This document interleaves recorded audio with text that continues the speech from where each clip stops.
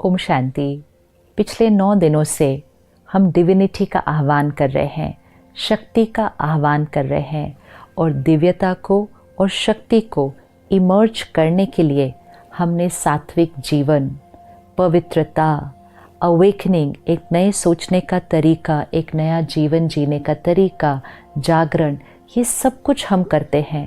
ये सिर्फ 9 दिन नहीं, लेकिन ये तो एक जीवन जीने का तरीका है।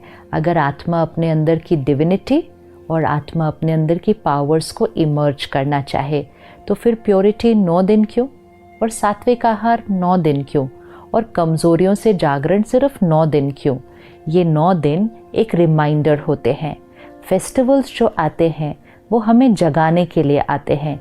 फेस्टिवल को एक अलार्म की तरह देखते हैं। जैसे हम एक मॉर्निंग अलार्म लगाते हैं तो मॉर्निंग अलार्म हम फिक्स कर देते हैं, तो जब वो सुबह बजता है तो 3 ऑप्शंस होते हैं। या तो अलार्म बजे और हम उठ जाते हैं, दूसरा अलार्म बजे और हम उसको बंद कर देते हैं, और तीसरा ऑप्शन होता है हमें अलार्म की ज़रूरत ही नहीं है, हम अपने आप उठ जाते हैं। इसी तरह जो त्यौहार आते हैं वो एक मॉर्निंग अलार्म की तरह हैं, वो बजते हैं। मतलब 9 दिन देवियों के आए, नवरात्रों के आए, अलार्म बजा। किस बात का अलार्म बजा? जीवन को बदलो, जीवन जीने का तरीका बदलो, जागरण करो अज्ञान की नींद से, सात्विकता को अपने जीवन में लेकर आओ। अलार्म बजा।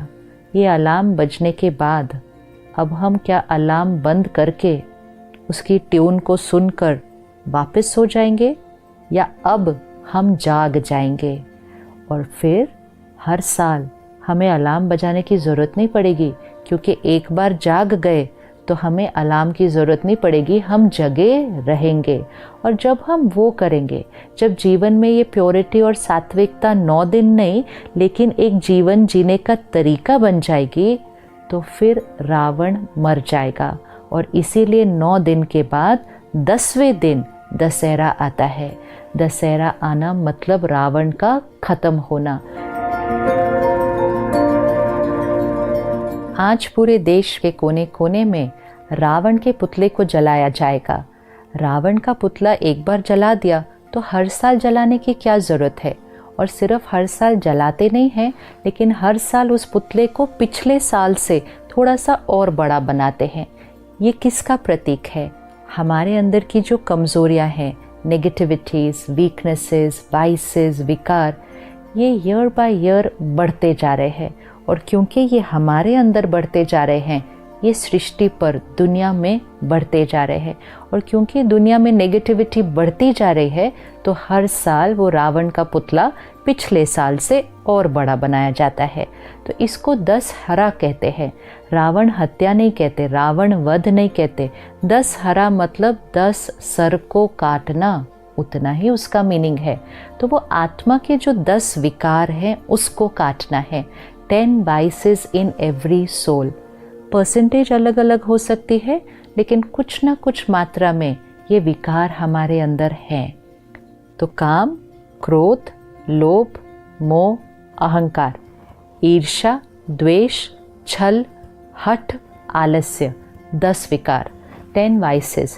ये 10 विकार हमारे वो 10 सिर हैं, और इन 10 सिर को हमें ख़त्म करना है। और जब हम डिविनिटी को इन्वोक करेंगे, अपनी पावर्स को इन्वोक करेंगे, तो ये 10 सर ख़त्म हो जाएंगे। तो वो दशहरा का प्रतीक है। अब क्या दिखाते हैं कि श्री राम जी जब एक सर को मारते थे तो वो सर नीचे गिरता था, और फिर थोड़ी देर के बाद एक और सर वहाँ आकर फिर से जुड़ जाता था। तो ये हमें क्या सिखाता है कि एक एक विकार पर काम नहीं किया जा सकता। एक विकार पर वर्क करेंगे, वो सर गिरेगा तो थोड़ी देर के बाद एक और वहाँ आ जाएगा। सारे विकारों का रूट, जो मूल है, वो है बॉडी कॉन्शियसनेस। इसलिए रावण की नाभि पे मारा गया। बॉडी कॉन्शियसनेस जो रूट है, उस पर जब श्री राम जी ने मारा तो सारे सर गिर गए और रावण पूरी तरह से ख़त्म हो गया। तो हमें एक एक कमज़ोरी पर, आजकल हम कहते हैं डर ख़त्म करना है, जेलेसी ख़त्म करनी है, हर्ट ख़त्म करना है, गुस्सा ख़त्म, वो फिर इतने सारे लगते हैं कि देख के डर लग जाता है कि इतने सारे विकारों को हम ख़त्म कैसे करें। एक एक ही ख़त्म करना इतना मुश्किल है। तो इतने सब वाइसेस पे वर्क नहीं करना है, किसी भी चीज़ को ख़त्म नहीं करना है। बॉडी कॉन्शियसनेस को सोल कॉन्शियसनेस से रिप्लेस करना है, और उसी के लिए डेली स्पिरिचुअल स्टडी और मेडिटेशन। मैं आत्मा हूँ, प्योर आत्मा हूँ, परमात्मा की संतान हो, अपने अंदर शक्ति भरते हैं तो एक एक विकार ख़त्म हो जाते हैं। और वो सारे 10 स्तर की अवेयरनेस भी नहीं होती कि हमने एक एक को ख़त्म किया, अपने आप अनुभव होता है कि मेरी ये कमज़ोरी ख़त्म हो गई, मेरी ये कमज़ोरी ख़त्म हो गई, ये आदत इतनी पुरानी थी ख़त्म हो गई। कैसे हुई? सोल कॉन्शियसनेस की प्रैक्टिस से। तो एक बहुत सुंदर मैसेज, एक लर्निंग, और उसको जीवन में इम्प्लीमेंट करना। तो कैसे दिखाते हैं कि सीता जी पंचवटी में रहती थी। अब पंचवटी मतलब 5 तत्वों का बना हुआ शरीर, पंचवटी। सीता उसके अंदर रहती थी, राम को याद करती थी।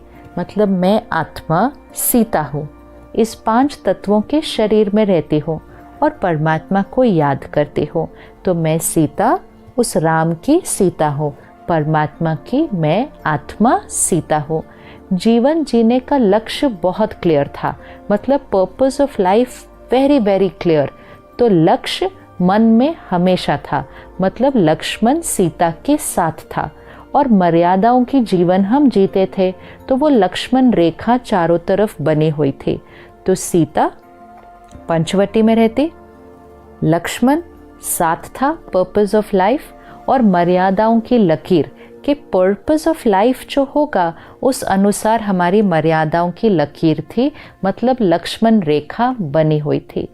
जब तक सीता मर्यादाओं की लकीर के अंदर थी, मतलब पर्पस ऑफ लाइफ को पकड़ के रखा था, what is the purpose of my life, उसको पकड़ा हुआ था, और जीवन में प्रिंसिपल्स, वैल्यूज़ और मर्यादाएं थी। सीता हमेशा सुरक्षित थी, हमेशा सुरक्षित थी। लेकिन फिर रावण आया, और रावण को ऐसे 10 सिर के रूप में नहीं आया।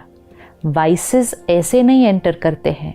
रावण एक बहुत सुनहरा रूप लेकर आया, इतना सुनहरा रूप लेकर आया कि वो विकार दिखा ही नहीं। और वो जो अट्रैक्शन, वो जो सुनहरा रूप लेकर आया, तो सीता ने अपनी मर्यादाओं की लाइन क्रॉस कर दी। जब तक सीता मर्यादा की लाइन के अंदर थी, रावण कितनी भी देर बाहर खड़ा रहे, रावण सीता को नहीं पकड़ सकता। ये हमारे जीवन में हमें प्रतिज्ञा की तरह लेना चाहिए। मर्यादाज, द वेज ऑफ लिविंग, घर की मर्यादा, परिवार की मर्यादा, देश की मर्यादा, आत्मा की मर्यादा, ये मर्यादाज हमारी प्रोटेक्शन है। जब तक हम इस मर्यादा की प्रोटेक्शन के अंदर रहेंगे, रावण जीवन भर बाहर खड़ा रहेगा, लेकिन वो हमें पकड़ नहीं सकता। लेकिन जैसे ही सीता ने मर्यादा की लकीर को क्रॉस किया, तब रावण ने सीता को पकड़ा। रावण अंदर नहीं आ सकता हमारे जीवन में, हमें मर्यादा को क्रॉस करके रावण के पास जाना पड़ता है। लेकिन क्योंकि वो रावण दिखता नहीं है, वो इतना सुनहरा रूप दिखता है। आज अपने जीवन की डिस्ट्रैक्शंस को देखें, जो हम सुन रहे हैं, पढ़ रहे हैं, देख रहे हैं, क्या खा रहे हैं, क्या पी रहे हैं, धन कमाने की इतनी होड़ में हैं, किसी को भी पीछे छोड़ने के लिए, किसी को गिराने के लिए तैयार हैं, क्योंकि वो जो बाहर है वो हमें बड़ा सुनहरा दिखता है, वो इतना अट्रैक्टिव है कि हम अपनी मर्यादाओं को छोड़ देते हैं। और जब हम वो करते हैं, तब रावण सीता को पकड़ लेता है, विच मीन्स आत्मा के अंदर विकार, वो 10 वाइसेस तब आते हैं जब हम अपने लक्ष्य को, पर्पस ऑफ लाइफ और जीवन की मर्यादाओं को छोड़ते हैं। फिर सीता राम को बुलाना शुरू करती है। जब हम अपने विकारों से दुखी और दर्द में होते हैं, तो हम भगवान को बुलाना शुरू करते हैं, तो हम परमात्मा को याद करना शुरू करते हैं कि हे परमात्मा, आकर मुझे इस दुखों से, इस कष्ट से, इन कमज़ोरियों से छुड़ाओ। तो राम आकर सीता को, मतलब परमात्मा आकर आत्मा को रावण के ऊपर जीत पाने के लिए ही ज्ञान देते हैं। तो निराकार परमात्मा कलयुग के इस अंधकार के समय पर, घोर कलयुग पे सृष्टि पर आकर हम सब आत्माएं, जो सारी सीता है, इसमें मेल और फीमेल नहीं, आत्मा सीता है और परमात्मा राम है। परमात्मा से कनेक्ट हुए बिना अब हम रावण की जेल से, रावण की कैद से छूट नहीं पाते हैं। तो परमात्मा आकर सीता को ज्ञान देकर, प्यार देकर, शक्ति देकर उस रावण की जेल से छुड़ाते हैं। तो हम सब ने मिलकर 9 दिन सात्विकता का जीवन बिताया। अब हम इसको आज यहाँ पर नहीं रोकेंगे, अब ये हमारे जीवन जीने का तरीका बन जाएगा। सात्विकता, जागरण। कौन सा जागरण? अपने विकारों से जागरण, और जीवन में पवित्रता, ज्ञान और योग की धारणा, परमात्मा के साथ कनेक्शन, पर्पस ऑफ लाइफ बहुत क्लियर, मन में लक्ष्य स्पष्ट है और मर्यादाओं की रेखा के अंदर है। संयम, जीवन में डिसिप्लिन, वो हमारी लाइन है जिसको हम क्रॉस नहीं करेंगे। परमात्मा के ज्ञान को स्टडी कर उस 8 पावर्स को अपने अंदर इमर्ज करके हम इन 10 सर को पूरी तरह से ख़त्म करेंगे, क्योंकि हम देह भान को ख़त्म कर रहे हैं। त्योहार इतने प्यारे आते हैं कि पहले नवरात्रि आती है, उसके बाद दशहरा आता है, और जब रावण मर जाता है तो जीवन में दिवाली आ जाती है। जीवन में सात्विकता, विकारों को ख़त्म किया तो जीवन सत्युगी बन जाएगा। और सिर्फ हमारे जीवन में दिवाली नहीं आएगी, सृष्टि पर ही दिवाली आएगी। तो divinity, power and finishing of vices is the only way to create Satyug on this planet. वो दिवाली, वो सत्युग हम सबको मिलकर लानी है। दशहरे की बहुत बहुत शुभकामनाएं। ओम शांति।